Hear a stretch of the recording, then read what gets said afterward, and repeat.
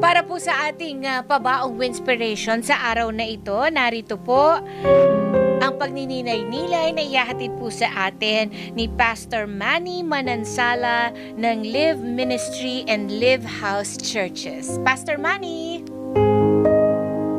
Blessed morning po mga kapamilya. Ako po si Manny Manansala ng Live Ministries at Live House Churches at ito po ang inyong Winspiration. Ako po'y babasa ng mabuting balita according to Luke chapter 15 verse 11 to 24. Sabi pa ni Jesus, may isang tao na may 2 anak na lalaki. Sinabi sa kanya ng bunso, Ama, ibigay na po ninyo sa akin ang mamanahin ko. At hinati nga ng ama ang kanyang ari-arian. Pagkalipas ng ilang araw, ipinagbili ng bunso ang kanyang bahagi at nagpunta sa malayong lupain.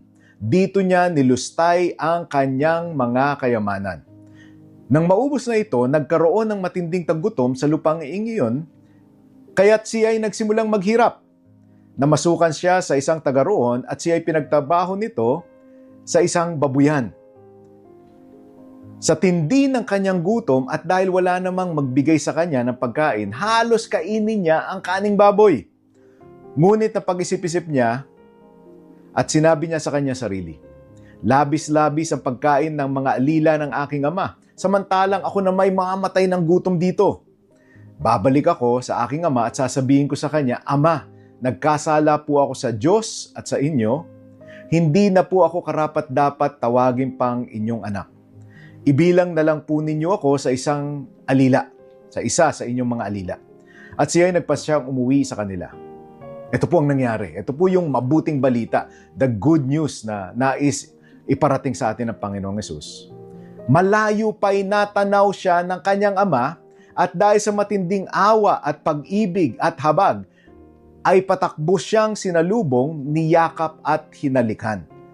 Sinabi ng anak, yung kanyang ni-rehearse, ito yung ni-rehearse niya habang hindi pa niya nakikita yung tatay niya. Sabi niya, Ama, nagkasala po ako sa Diyos at sa inyo. Hindi na po ako karapat-dapat na tawaging anak ninyo.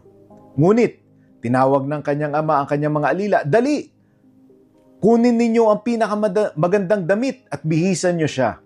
Suutan ninyo siya ng singsing at ng sandalyas. Katayin ninyo ang pinatabang guya at tayo kumain at magdiwang. Sapagkat ang anak kong ito'y namatay na, ngunit siya ay nabuhay, siya ay nawala, ngunit natagpuan, at sila nga'y nagdiwang. Alam niyo po, napakaganda nitong istoryang ito. Usually, ang title nitong istoryang ito ay alam natin na Prodigal Son. Pero, ang focus po talaga nitong istoryang ito ay ang mabuting ama. Bakit po? Kasi kung isipin po ninyo, itong anak na ito, hindi niya deserve na siya ay pabalikin pa doon sa puder ng kanyang ama.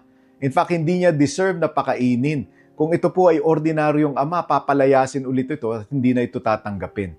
Maaaring sabihin ng ama sa kanya, o kita mo ngayon, gutom ka, kailangan mo ng pera, babalik-balik ka pa dito. Doon ka, yun ang gusto mo, doon ka, umalis ka, hindi ka bagay dito. Hindi na kita, tinakwil na kita bilang anak. Pero alam niyo po, ang picture ng ama dito is ang picture ng ama natin na nasa langit. Na pag tayo ay nag-decide na bumalik sa Kanya at tayo ay magpakumbaba, and if we repent of our sins and decide na bumalik sa ating Ama, tayo po ay tatanggapin niya ng buong buo with open arms. Makikita po natin dito yung Ama. Nakita niya yung anak, sinalubong pa niya, malayo pa lang. Siya yung nakakita sa anak niya. Ano pong ibig sabihin nito? Ibig sabihin po nito, yung Ama ay naghihintay lamang na bumalik yung kanyang alibughang anak. At hinintay niya ito, alam niya kung saan umalis at alam niya kung paano siyang babalik at maaring hindi niya alam kung kailan babalik, pero hinintay niya po talaga, inexpect niya talaga. At yung expectation ng ama is hindi niya papagalitan, he will not shame, he will not despise, he will not reject the son who is coming back, but rather he will receive him, tatanggapin niya po ito. At hindi lang ito, yung ama ay naghanda ng damit na susuotin, na pinaghanda rin ng singsing na ibabalik sa kanyang anak, at pinaghanda rin ng tsinelas. At hindi lang po yun, pinaghanda pa ng party. Nag-party sila sapagkat itong alibughang anak ay bumalik. Ang sabi ng ama, siya ay patay na, ngunit nabuhay, siya ay nawala, ngunit nagbalik. Ito po ang picture nating lahat na tayo, kung tayo magde-decide na bumalik sa Ama, ang ating Ama ay handa tayong tanggapin ulit, hindi tayo bubweltahan. He will not put on more guilt and more shame, but He will take away our shame. He will give us comfort. He will feed us. He will take care of us because He loves us. Alam niyo po, mahal na mahal tayo ng ating Diyos Ama. At sa oras na tayo manumbalik sa Kanya, ay tayo yayakapin niya at tatanggapin niya at mararanasan natin ang pag-ibig sa piling ng ating Diyos Ama. Maaring kayo po ito, naranasan ko rin po ito nung ako po'y binata at naging alibughan din, pero naranasan ko ang pag-ibig ng ating Panginoon nung ako po'y nanumbalik sa Kanya. Tayo po'y manalangin. Panginoon, salamat po sa inyong kabutihan. Salamat sa pagkakataong ibinibigay niyo po sa amin na hanggat may buhay, may pag-asa. Dinadalangin ko po sa inyo ang lahat na nanonood at nakikinig ngayon. Maaring marami sa kanila ang humihingi ng pag-asa. Umaasa, Lord Jesus. At Father, I pray in the name of Jesus, kung sila ay manunumbalik sa inyo, maranasan nila ang inyong pag-ibig, ang inyong hope, ang pag-asa, at ang inyong kapayapaan.